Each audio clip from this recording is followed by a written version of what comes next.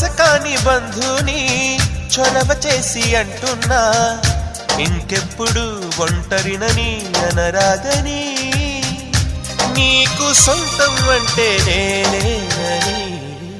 కొమ్మ కొమ్మ విన్నావమ్మ కోయిల వస్తుంది, వస్తూ వస్తూ తనతో వెన్నెల వెలుగులు తెస్తుంది.